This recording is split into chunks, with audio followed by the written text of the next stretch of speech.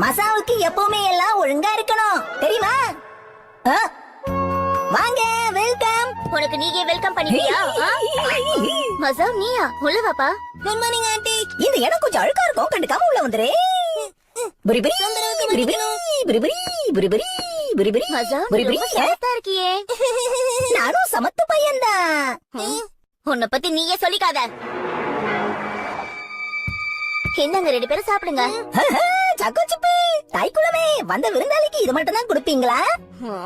நம்ம வீட்டுக்கு வந்த விருந்தாளி தப்பா நினைக்க மாட்டாங்களா? வீட்டுல வேற எதுவுமே இல்லையா? இல்ல இல்ல, நான் அப்படிலாம் நினைக்க மாட்டேன். நான் அப்படிலாம் கேட்கவே இல்ல. ஒண்ணு பண்ணலாமா?